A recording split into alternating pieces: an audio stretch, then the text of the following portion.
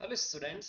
मैं आपका अपना दोस्त Dharmendra Kumar. Line by line Hindi NCERT series upon discuss कर रहे हैं और आज के सेशन में अपन बात करेंगे यूकेरियोटिक कोशिका की। प्रोकैरियोट्स लास्ट लेसन में अपन ने डिस्कस कर लिया था। यूकेरियोटिक कोशिका जो है वो यहाँ से अपन डिस्कस करेंगे। पादप और जो जंतु कोशिका वो भी थोड़ा सा अपन यहाँ से देखेंगे। कुछ डायग्राम अपने को दे रखे हैं यहाँ से डिस्कस करेंगे और उसके बाद में इनके जो भी कोशिकांग हैं, ठीक है, वो यहाँ से अपन डिस्कस करेंगे। जैसे सेल वॉल आज के सेशन में अपन डिस्कस कर लेंगे, कोशिका भित्ति, उसके बाद में कोशिका झिल्ली है, राइबोसोम है, एंडोप्लाज्मिक रेटिकुलम, अंतःपत्रव्य जालिका, केंद्रक वगैरह, वो सारा सब कुछ अपन इसमें डिस्कस करेंगे। तो आप लोग एनसीईआरटी लेके बैठिएगा, नोटबुक लेके बैठेगा। जो भी इंपॉर्टेंट पॉइंट्स में यहाँ से मैं बताता चलूं उसे आपको नोट करते हुए चलना है और किसी भी प्रकार का आपको अगर डाउट है तो कमेंट सेक्शन में आप कमेंट करके पूछ सकते हैं। तो स्टार्ट अपन करते हैं बिना टाइम वेस्ट किए हुए। यूकेरियोटिक कोशिका या जिसे अपन बोलते हैं ससीम केंद्र की कोशिकाएं। यूकेरियोटिक का मतलब मैंने आपको पहले भी बताया था, दो शब्द से मिलकर बना था यूकेरियोन। यू का मतलब होता है ट्रू और कैरियोन का मतलब होता है न्यूक्लियस। ठीक है, इंग्लिश वाला जो शब्द है न्यूक्लियस, जिसके अंदर सत्य केंद्रक मिलता है उसे अपन बोलते हैं यूकेरियोटिक या ससीम केंद्र की, मतलब ये कोशिका है। इसमें जो भी आनुवांशिक पदार्थ है, डीएनए, गुणसूत्र वगैरह की बात करते हैं, वो एक केंद्रक झिल्ली से आबद्ध रहेंगे, उसमें केंद्रक झिल्ली मिलेगी, मतलब सत्य केंद्रक उसके अंदर मिलेगा। जबकि प्रोकैरियोट की अपन बात करें तो उसमें जो भी आनुवंशिक पदार्थ है वो नग्न होता है, कोशिका द्रव्य में फ्री रहता है। ठीक है, तो ये मतलब अपन ने लास्ट सेशन में भी देखा था। तो सभी आद्य जीव, पादप, प्राणी एवं कवक में यूकेरियोटिक कोशिका मिलती। तो आपको पता है 5 जगत प्रणाली अपन ने देखी थी, आरएच टेकर ने बताया था 1969 में। तो उसमें मोनेरा को अगर अपन छोड़ दे, मोनेरा जगत को अगर छोड़ दे, तो बाकी सारे जो जगत है, प्रोटिस्टा, कवक, पादप और जंतु जगत, वो सारे क्या है, यूकेरियोट है। ठीक है, यूकेरियोटिक कोशिकाओं में झिल्लीदार अंगकों की उपस्थिति के कारण कोशिका द्रव्य विस्तृत कक्ष युक्त प्रतीत होता है, क्योंकि ये कोशिका है। जैसे मान लो ये केंद्रक है, ये आपके पास एंडोप्लाज्मिक रेटिकुलम, अंतःपत्रव्य जालिका जिसे अपन बोलते हैं, ये आपके पास माइटोकॉन्ड्रिया, सूक्ष्म कणिका जिसे अपन बोलते हैं, राइबोसोम वगैरह। तो ये जो है झिल्ली आबद्ध है सारी। तो ये जो कोशिका द्रव्य है, ये क्या कर रहा है, छोटे छोटे कक्ष में डिवाइड हो गया। ठीक है, जैसे मान लो ये एक इधर हो गया, ये बीच वाला हो गया, इधर हो गया। तो छोटे छोटे कंपार्टमेंट्स या जो कक्ष युक्त पार्ट है उसके अंदर विभाजित हो जाता है। यूकेरियोटिक कोशिकाओं में झिल्ली में केंद्रक आवरण युक्त व्यवस्थित केंद्रक मिलता है, यह भी मैंने डिस्कस किया। इसके अतिरिक्त यूकेरियोटिक कोशिकाओं में विभिन्न प्रकार के जटिल गतिकीय एवं कोशिकीय के कंकाल जैसी संरचना मिलती है, कॉम्प्लेक्स मिलता है। ये डिस्कस अपन करेंगे जब चैप्टर अपना कंप्लीट होने जा रहा है उसके लास्ट में। यूकेरियोटिक कोशिका जब कंप्लीट होने जा रहा है उसके लास्ट में आपको बता रखा कोशिकांग है कुछ। ठीक है, अंत्य कंकाल वगैरह आपको बता रखे। कंकाल तंत्र का मतलब ये नहीं कि इसमें हड्डियां वगैरह हैं, ठीक है, ये थोड़ा सा अलग है। सेल की अपन जो बात कर रहे हैं, कोशिकीय के कंकाल है जो कुछ स्पेसिफिक फंक्शन करते हैं, वो अपन डिस्कस करेंगे। इनमें आनुवांशिक पदार्थ गुणसूत्रों के रूप में व्यवस्थित होता है केंद्र के अंदर, अपन ने बात की। कुछ और भी अपन बात करेंगे जो जेनेटिक मटेरियल या कुछ दूसरे अंगकों में भी मिलता है, वो प्रश्न भी पूछा गया। सभी यूकेरियोटिक कोशिकाएं एक जैसी नहीं होती, पादप व जंतु कोशिकाएं भिन्न होती है। देखिएगा, पादप कोशिकाओं में कोशिका भित्ति, लवक व एक बड़ी केंद्रीय रसधानी मिलती है, जबकि प्राणियों में ये क्या होता है, अनुपस्थित होता है। तो ये बहुत बड़ा डिफरेंस इन्होंने यहाँ पर लिखा, बहुत इंपॉर्टेंट है ये, कि पादपों में कोशिका भित्ति मिलेगी, जंतुओं में नहीं मिलेगी। क्या अपने अंदर कोशिका भित्ति है क्या, नहीं, अपने सीधी सेल वॉल, सेल मेम्ब्रेन है, कोशिका झिल्ली। लवक मिलता है पादपों में जो प्रकाश संश्लेषण करता है, तो मनुष्य में या जंतुओं में ऐसा नहीं मिलता है। बड़ी केंद्रीय रसधानी मिलती है पादपों में, जो प्राणियों में नहीं मिलता है। जबकि मिलता है क्या, दूसरे केस में बात करें, दूसरी तरफ प्राणी कोशिका में तारक काय मिलता है, जो लगभग सभी पादपों में क्या होता है, अनुपस्थित होता है। तो ये जो 3 लाइनें लिखी है काफी इंपॉर्टेंट है, महत्वपूर्ण है पादप और जंतु जगत की डिफरेंस की में। आइए अब प्रत्येक कोशिका अंग की संरचना व कार्य विधि का अध्ययन करें। उससे पहले चित्र 8.3 जो अपने को दे रखा है, ये 8.3 अपने को बता रखा है। ए और बी जो है, ए जो है पादप कोशिका, इसको आप देखिएगा बहुत ध्यान से। ये पादप कोशिका में एक तो रसधानी आपको मिल रही है, ठीक है, कोशिका भित्ति आपको यहाँ से मिल रही है और ये लवक आपको मिल रहा है यहाँ पर। ये 3 जो अंग है आपको बहुत ज्यादा ध्यान में रखना है। बाकी जैसे केंद्रक है, जंतु में मिलता है, केंद्रिक मिलता है, उपकरण ये केंद्रक आवरण, ठीक है। ये खुरदरी अंत्य प्रद्रव्य जालिका, लयन का लाइसोसोम जिसे बोलते हैं, या चिकनी अंत्य प्रद्रव्य जालिका 2 प्रकार की होती है। ये जीव द्रव्य तंतु, सूक्ष्म नलिका, एक्टिन तंतु, मध्यवर्ती तंतु, परोक्सिसोम और कोशिका द्रव्य। अब जो ये अंगक आपके पास लिखे हैं, इनको अपन डिटेल से देखेंगे, वही इन्होंने लिखा है, प्रत्येक की अपन कार्यविधि और अंगक देखेंगे। अभी ये डायग्राम याद ना हो तो कोई दिक्कत वाली बात नहीं, जैसे जैसे अपन इसे पढ़ रहे हैं वैसे वैसे उस अंग को आपको देखना है, नोट आपको करना है। ठीक है, ये प्राणी कोशिका आपको बता रखी, तो प्राणी कोशिका में भी सेम लगभग वही है। एक इसको छोड़ दिया जाए तो, तारक काय को छोड़ दिया जाए तो लगभग जैसे ये लयन काल, पेरोक्सिज्म, राइबोसोम, सूत्रगणिका, खुरदरी अपन ने देखी, चिकनी अपन ने गोल्जी वगैरह, लगभग सेम ही है। बस ये तीन अंगक की बात कर रहे थे, वो आपको ध्यान में रखना। सेल वॉल अपन ने बात की, पादपों में मिलता है। लवक की अपन ने बात की, पादपों में मिलता है। ठीक है, जबकि तारक काय की अपन बात कर रहे हैं वो किसके अंदर मिलता है, जंतुओं में मिलता है।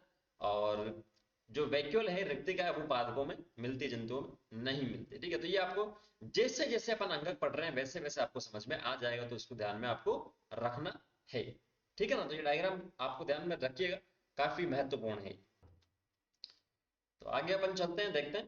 पहला जो अंगक है वो आपके पास है कोशिका झिल्ली, जिसे अपन बोलते हैं सेल मेम्ब्रेन। इंपॉर्टेंट है, 5 से 6 बार तो प्रश्न पूछा गया है।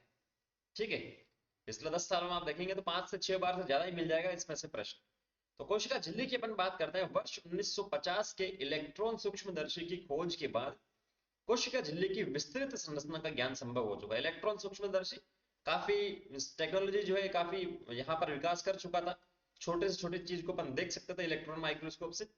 तो उसके बाद में ज्ञान हुआ था कोशिका झिल्ली का।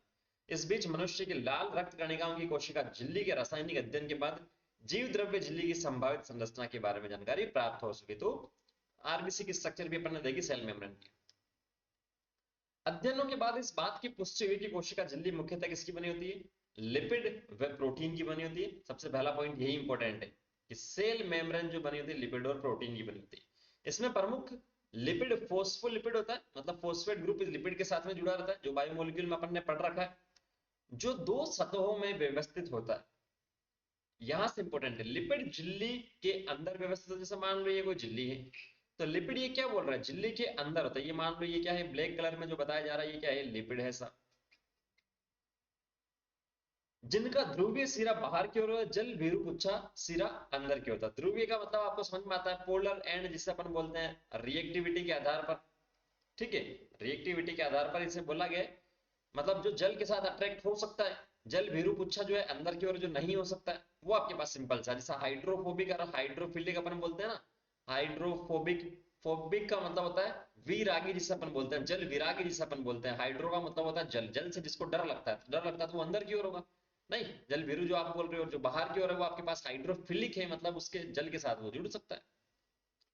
इसमें सुनिश्चित है कि संतृप्त हाइड्रोकार्बन की बनी हुई ए ध्रुवीय पुच्छ जलीय वातावरण से सुरक्षित रहती है। हाइड्रोकार्बन से बनी हुई ए ध्रुवीय, जैसे ये आपके पास जल वाला वातावरण तो यहाँ होगा, बाहर की ओर वाटर होगा, तो अंदर की ओर जो मेन अंदर की ओर मिल रहा है वो आपके पास हाइड्रोकार्बन की जो बनी हुई ए ध्रुवीय पुच्छ है। ठीक है, वापस से मैं पढ़ता हूँ। इसमें सुनिश्चित है होता है कि संतृप्त हाइड्रोकार्बन, संतृप्त का मतलब क्या है कि उसके अंदर केवल सिंगल बॉन्ड है, डबल बॉन्ड और ट्रिपल बॉन्ड नहीं है। जैसे कार्बन और कार्बन के बीच में डबल बॉन्ड है, तो इसमें अपन अभी हाइड्रोजन जोड़ सकते हैं, तो ये असंतृप्त है। कार्बन कार्बन के बीच में ट्रिपल बॉन्ड है, तो इसमें भी अपन हाइड्रोजन जोड़ सकते हैं। एक हाइड्रोजन को आप हटाओगे तो दो, सॉरी एक बॉन्ड को हटाओगे तो आप दो हाइड्रोजन यहाँ पर जोड़ोगे। ठीक है, एक यहाँ और एक यहाँ। तो जो भी कार्बन है, जो भी हाइड्रोकार्बन, उसमें अगर सिंगल बॉन्ड है, उसमें और अधिक हाइड्रोजन अपन नहीं जोड़ सकते, उसे अपन बोलते हैं संतृप्त हाइड्रोकार्बन। ठीक है, तो संतृप्त हाइड्रोकार्बन की बनी हुई ए ध्रुवीय पुच्छ जलीय वातावरण से सुरक्षित रहती है। तो ध्रुवीय बाहर हो गया, ध्रुवीय अंदर हो गया। इसके अतिरिक्त फोस्फोलिपिड झिल्ली में कोलेस्ट्रॉल भी होता है। तो लिपिड और फोस्फेट के अलावा आपके पास, प्रोटीन के अलावा लिपिड, प्रोटीन और जो फोस्फोलिपिड है, मतलब फोस्फेट ग्रुप है, उसके अलावा क्या होता है, कोलेस्ट्रॉल भी होता है। पूछ लेगा प्रश्न कभी भी, निम्न में से कौन सा सेल मेम्ब्रेन में नहीं होता है, सेल मेम्ब्रेन में होता है, 4 ऑप्शन दे देगा, देख लीजिएगा ध्यान से। बाद में जैव रासायनिक अनुसंधानों से ये स्पष्ट हो गया कि कोशिका झिल्ली में प्रोटीन में कार्बोहाइड्रेट पाया जाता है। विभिन्न कोशिकाओं में प्रोटीन में लिपिड का अनुपात भिन्न भिन्न होता है। ये अनुपात जो कुछ में बता रखा है ध्यान में रखिएगा। मनुष्य की रुधिराणु या इरिथ्रोसाइट, इसे आरबीसी बोलते हैं, क्योंकि आरबीसी का अध्ययन अपन ने किया था कि झिल्ली में लगभग 52% प्रोटीन में 40% क्या होता है, लिपिड मिलता था। ये जो रेशो बता रखा है, परसेंटेज आपको बता रखा है, ध्यान में रखना। 52% क्या है, प्रोटीन है, और 40% क्या है, लिपिड है। झिल्ली में पाए जाने वाले प्रोटीन को अलग करने की सुविधा के आधार पर दो अंगभूत व परिधीय प्रोटीन भागों में विभक्त किया जाता है। मतलब अंगभूत का मतलब अंग के अंदर जो प्रोटीन है, जैसे मान लो ये अंदर की ओर है, कुछ ऐसा होता है जो बाहर की ओर होता है, तो ये बाहरी प्रोटीन हो गए, परिधीय प्रोटीन इसे अपन क्या करेंगे, बोल देंगे। ठीक है, परिधीय प्रोटीन झिल्ली की सतह पर होता है, जबकि अंगभूत प्रोटीन कहाँ होता है, आंशिक या पूर्ण रूप से झिल्ली में धसे रहता है। अभी मैंने डायग्राम में जैसे बताया। कोशिका झिल्ली का उन्नत नमूना 1972 में सिंगर व निकोलसन द्वारा प्रतिपादित किया गया, जिससे तरल किरमिर नमूना या फ्लूइड मोजेक मॉडल इसे बोलते हैं। इंग्लिश वाला शब्द याद रखिएगा, हिंदी में तो क्या पता पूछे ना पूछे, इंग्लिश में जरूर पूछा गया। फ्लूइड मोजेक मॉडल सीधा इन्होंने लिख दिया ऐसे, इसी में हिंदी में बोल दिया, फ्लूइड को इस प्रकार से लिख दिया, ठीक है, मोजेक इस प्रकार से लिख दिया और मॉडल लिख दिया। तो ये सिंपल सा आपको ध्यान में रखना है, फ्लूइड मोजेक मॉडल जो सिंगर और निकोलसन ने दिया कब, 1972 में, और ये एआईपीएमटी में पूछा गया। अगर मुझे सही याद है तो एआईपीएमटी 2015 में पूछा गया, ठीक है, देख सकते हैं आप। इसके अनुसार लिपिड के अर्धतरलीय प्रकृति के कारण फोस्फोलिपिड द्विसतह के भीतर प्रोटीन पार्श्विक गति करता है। जैसे मान लो ये सेल मेम्ब्रेन है, क्या है, सेल मेम्ब्रेन है, तो इसमें बोला लिपिड की अर्धतरलीय प्रकृति, मतलब लिपिड जो ठोस भी नहीं है और तरल भी नहीं है, कैसा है, अर्ध तरल है वो। इस प्रकार से ये क्या है, लिपिड है, मान लो ऐसा, ठीक है, केवल समझाने के लिए मैं इस प्रकार का आपको बता रहा हूं। उसके अंदर क्या है के कारण फोस्फोलिपिड द्विसतह के भीतर प्रोटीन पार्श्विक गति करते हैं। तो ये मान लो ये प्रोटीन है साहब, इनके भीतर ये जो प्रोटीन है वो क्या कर रहे हैं, पार्श्विक गति करते हैं, क्योंकि लिपिड अर्ध तरल है। क्या है, लिपिड अर्ध तरल है। अब प्रोटीन की जो गति हो रही है, जो झिल्ली की जो गति हो रही है, वो किसके ऊपर निर्भर करता है, लिपिड की तरलता के ऊपर निर्भर कर रहा है। अगर लिपिड आपके पास डेंस है, मान लो इस प्रकार से बहुत ज्यादा सघन है ये इस प्रकार से, तो गति करने में क्या होगी, दिक्कत होगी, है ना, ठीक है। तो झिल्ली के भीतर गति करने की जो क्षमता उसकी तरलता पर निर्भर करता है। इस स्टार मार्क आप लोग कर लीजिएगा, नोट कर लीजिएगा, क्लियर। इस डायग्राम को आप देखेंगे, अभी अपन ने बात की झिल्ली में क्या मिलता है, कोलेस्ट्रॉल भी मिलता है, तो कोलेस्ट्रॉल इसके अंदर बता रखा है, ये देखेंगे आप, कोलेस्ट्रॉल मिलता है, तो ये कोलेस्ट्रॉल मिल रहा है इसके अंदर। ये शर्करा शुगर मिलती है, कार्बोहाइड्रेट जिसे अपन बोलते हैं, परिधीय प्रोटीन जो बाहर की ओर है, ये इंटीग्रल प्रोटीन इन्होंने इंग्लिश में जो लिखा मतलब अंदर की ओर है, आंशिक या पार्श्व जो पूर्णतः अंदर की ओर जो धसा रहता है। ये फोस्फोलिपिड की द्विसतह है, ठीक है, दो सतह बना रखी होती है। सिंपल सा आपको बता रखा है, तरल किरमिक नमूना, तरल को बोलते हैं फ्लूइड मोजेक मॉडल। आ रही ना बात समझ में। झिल्ली की तरलीय प्रकृति, इसके कार्य जैसे कोशिका वृद्धि, अंतर कोशिकीय संयोजन का निर्माण, श्रवण जिसे सिक्रेशन बोलते हैं, अंतःकोशिक कोशिका विभाजन इत्यादि की दृष्टि से महत्वपूर्ण है। कुछ काम ये करती है झिल्ली, जो ऐसा ही नहीं है, भगवान ने ऐसा ही नहीं बनाया। सेल ग्रोथ जो करता है वो इसी की वजह से होता है। अंतर कोशिकीय संयोजन मतलब दो कोशिकाओं के बीच में जो संयोजन का काम कर रहा है वो भी क्या कौन कर रहा है, सेल मेम्ब्रेन ही कर रहा है। अगर आपको याद हो तो 7वें चैप्टर में जब टिश्यू अपन ने पढ़ा था, उत्तक अपन ने पढ़ा था, तो वहां पर अपन ने 3 प्रकार की संधि देखे थे, वहां पर भी ये शब्द आपने डिस्कस किया, ठीक है। नहीं आता रहा तो देखो उसको रिवाइज करो, सारा सब कुछ तो बता नहीं सकते यहाँ पर। सीक्रेशन की बात करते हैं तो सेल मेम्ब्रेन जो कुछ एक्सेस न्यूट्रिएंट्स वगैरह हैं जो वेस्ट है उसको बाहर निकालने में हेल्प करता है। अंतःकोशिक कोशिका विभाजन, अंतःकोशिक का मतलब इन्होंने पूरा स्टेटमेंट यहाँ कुछ लिखा नहीं है, ये एक्स्ट्रा शब्द है। कोशिका विभाजन सेल डिवीजन में भी इसका काम इंपॉर्टेंट है, ठीक है। जीव द्रव्य झिल्ली का सर्वाधिक महत्वपूर्ण कार्य ये है कि इसमें अणुओं का परिवहन होता है। ये झिल्ली दोनों तरफ मिलने वाले अणुओं के लिए चयनित पारगम्य है, सेलेक्टिव परमिएबल जिसे अपन बोलते हैं, ध्यान में इसको रखना है, सेलेक्टिव परमिएबल, सेलेक्ट कर करके या चयन कर करके ये पारगम्य। जैसे ये झिल्ली है, इसका मूड हो गया कि साहब मुझे तो सोडियम को करना, तो सोडियम को ये करेगा, उसकी नेचर है। तो क्लोरीन को करना, क्लोराइड को करना तो ये करेगा, मैग्नीशियम को नहीं करना तो नहीं करेगा। तो वो कुछ अणुओं के लिए सेलेक्टिव परमिएबल है, चयन कर करके ये पारगम्य करवाता है, पार करवाता, ठीक है। कुछ अणु बिना ऊर्जा की आवश्यकता के इस झिल्ली से होकर आता है, जिसे अपन बोलते हैं निष्क्रिय परिवहन। ये मान लो ये सेल मेम्ब्रेन है, कुछ अणु जैसे अंदर से बाहर या बाहर से अंदर बिना किसी एनर्जी के ही आ गए, अंदर ज्यादा थे तो बाहर आ गए, तो उसे अपन क्या बोलेंगे, निष्क्रिय परिवहन। उदासीन विलय सांद्र प्रवणता के अनुसार जैसे उच्च सांद्रता से निम्न सांद्रता की ओर साधारण विसरण द्वारा झिल्ली से होकर आता है। तो अंदर जैसे मान लो ज्यादा था तो ये बाहर आ गए, तो अंदर सांद्रता उच्च है और बाहर क्या है, निम्न है, तो उच्च सांद्रता से निम्न सांद्रता की ओर ये अपने आप से आ रहे बिना एनर्जी की जरूरत इसके, तो इसे अपन बोलते हैं निष्क्रिय परिवहन। इसे जो परिवहन आपको उदाहरण इसे आप 11th चैप्टर में वापस से पढ़ोगे, पादपों में परिवहन जो इसमें वापस से इसको बता रखा है। जल भी इसी झिल्ली से उच्च सांद्रता से निम्न सांद्रता की ओर गति करते हैं। विसरण द्वारा जल के प्रवाह को अपन बोलते हैं परासरण या ओस्मोसिस, है ना। जैसे ये सेल मेम्ब्रेन है मान लो, और इसके थ्रू जो भी अणु यहां से जा रहे हैं, यहां उच्च सांद्रता है, यहां निम्न सांद्रता है, तो उच्च से निम्न की ओर जा रहा है तो उससे अपन विसरण बोल सकते हैं, उससे अपन निष्क्रिय परिवहन बोल सकते हैं। लेकिन अगर अणु जो आपको बता दिया, ठीक है, जो आपको पर्टिकुलर बता दिया, नाम दे दिया कि साहब जल का परिवहन हो रहा, तो उसे आप विसरण या निष्क्रिय परिवहन ना बोल करके आप बोलोगे परासरण, कि जो झिल्ली है उसके आर पार जो जल है वो जा रहा है, तो उसे आप बोलोगे परासरण या ऑस्मोसिस। ठीक है, वो निष्क्रिय परिवहन या विसरण का ही एक एग्जांपल, लेकिन उन्होंने स्पेसिफिक कर दिया कि साहब जल है तो वो क्या है, उसे आप बोलोगे परासरण। क्योंकि ध्रुवीय अणु जो अध्रुवीय लिपिड द्विसतह से नहीं जा सकता, उन्हें झिल्ली से होकर परिवहन के लिए झिल्ली की वाहक प्रोटीन की आवश्यकता होती है। कुछ ऐसे भी अणु हैं, ये अपन ने बोल दिया कि आपके पास, क्योंकि ध्रुवीय अणु जो अध्रुवीय लिपिड द्विसतह से जो झिल्ली बनी होती है वो अध्रुवीय लिपिड से, ये मान लो लिपिड जो है अध्रुवीय है, और आपको पार करवाना किसको, ध्रुवीय अणुओं को। तो अगर ध्रुवीय ध्रुवीय होता, जैसे मान लीजिए कि आपने सुना होगा कि तेल के अंदर तेल घुल जाता है, जबकि तेल के अंदर पानी डिसोल्व नहीं होता है, तो ये ध्रुवीय और अध्रुवीय इनकी बनती नहीं है। तो इस ध्रुवीय को अगर आपको इसको बाहर यहाँ से लेके जाना, तो कैसे आप जाओगे, इनकी तो बनी नहीं रही है, केमिकल प्रॉपर्टी इनकी सेम नहीं है। तो यहाँ इस सेल मेम्ब्रेन के बीच में क्या होता है, कुछ स्पेसिफिक प्रकार के प्रोटीन होते हैं, जिसे अपन बोलते हैं वाहक प्रोटीन। क्या बोलते हैं, वाहक प्रोटीन। जैसे ये नदी है साहब, नदी है, ये नदी में जल बह रहा है, आपको इस किनारे से उस किनारे तक जाना है, काफी बड़ी है और आप नहीं जा सकते, संघर्ष आप कर रहे, तो आपको ले जाने के लिए मान लीजिए एक बोट का बंदोबस्त कर दिया गया, तो ये आपके पास वाहक है, मतलब इस किनारे से उस किनारे तक ले जाने वाला। सेम वैसे वाहक जो सेल मेम्ब्रेन के अंदर भी होते हैं, वाहक प्रोटीन जिसे अपन कहते हैं। ठीक है, जैसे मैंने आपको बताया 11 चैप्टर में वापस इसे पढ़ेंगे, डिटेल से आएगा, अभी इतना आपको समझ में आना चाहिए, नहीं आए तो कमेंट सेक्शन में जरूर पूछिए, पैसे थोड़ी लग रहे हैं पूछने के। कुछ आयन या अणुओं का झिल्ली से होकर परिवहन उनकी सांद्रता प्रवणता के विपरीत, जैसे निम्न से उच्च सांद्रता की ओर होता है।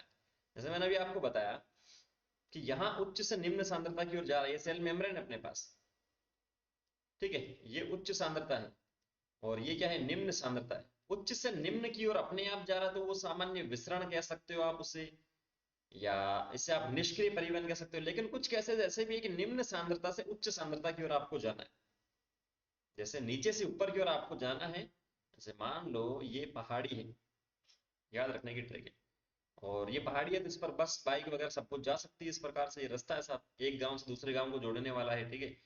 तो पहले केस में मान लो कि आप यहाँ ऊपर हो, आपको ऊपर हो आप, तो आप बाइक पे हो, तो आप ऊपर से बैठोगे, तो बाइक पर आप धीमे धीमे अपने आप से नीचे आ जाओगे बिना स्टार्ट किए हुए गाड़ी को। पेट्रोल उसमें आपका खराब नहीं होगा, पेट्रोल आपके पास एक तरह से एनर्जी, क्या उसमें पेट्रोल खत्म होगा, नहीं होगा, क्योंकि वो अपने आप से ऊपर से नीचे आ सकती है ढलान है। जबकि दूसरे केस में मैं बोल दूं कि आपको नीचे से ऊपर जाना सब बाइक को लेके, तो पैदल पैदल जाओगे तो एनर्जी वेस्ट होगी, और बाइक को लेके जाओगे तो पेट्रोल वेस्ट होगा। खत्म, तो कुछ ना कुछ तो वेस्ट हो ही रहा है, कुछ ना कुछ की तो जरूरत है ना आपको, पेट्रोल की है बाइक के केस में और खुद के केस में एनर्जी की। तो जब निम्न से उच्च की ओर आप जा रहे हो तो एनर्जी की आपको जरूरत है। तो सेम वही ये कह रहा है कि कुछ आयन या अणुओं को झिल्ली से, ये झिल्ली है, इसको निम्न से उच्च सांद्रता की ओर जाना है, तो उसकी सांद्रता प्रवणता के विपरीत, जैसे निम्न से उच्च सांद्रता की ओर लेके जा रहे हो, तो उसमें ऊर्जा आधारित प्रक्रिया एटीपी का उपयोग होता है, ऊर्जा की जरूरत उसके अंदर होती है, और इसे अपन बोलते हैं सक्रिय परिवहन या एक्टिव ट्रांसपोर्ट, इसे अपन बोलते हैं। आनी बात समझ, तीन पार्ट अपन ने देखे हैं। एक तो निष्क्रिय, ऊपर से नीचे आपको जाना, उच्च सांद्रता निम्न सांद्रता के, तो नीचे निम्न सांद्रता के, उसमें किसी एनर्जी की जरूरत नहीं। अब उसी में आपने बोल दिया परासरण, आपके पास अगर जल अगर आ गया है, उच्च से निम्न की ओर आ गया, तो वो जल है, ठीक है। जैसे आपको उस पहाड़ी से, पहाड़ी पर आप अपने दोस्त के साथ आ रहे हो, तो आपका दोस्त जो है जल का अणु है, तो वो उच्च से निम्न की ओर आ रहा है, आप लेके आ रहे हो उसको, सेल मेम्ब्रेन से होता है, तो वो परासरण हो जाएगा। और नीचे से ऊपर आप जा रहे हो तो एनर्जी की आपको जरूरत पड़ेगी, निम्न से उच्च सांद्रता की, उसे अपन बोलते हैं सक्रिय परिवहन, एक्टिव ट्रांसपोर्ट। जैसे एग्जांपल लिखा है, सोडियम आपन नहीं है ये, इसे अपन बोलते हैं आयन, बहुत सही लिखा है हिंदी वालों ने। और पोटेशियम आपन भी नहीं है, potassium ion, sodium potassium ion pump जो है वो एक्टिव ट्रांसपोर्ट में इन्वॉल्व होता है, ठीक है। तो यहाँ पर जो सेल मेम्ब्रेन वाला पोर्शन है वो अपना क्या होता है, कंप्लीट होता है।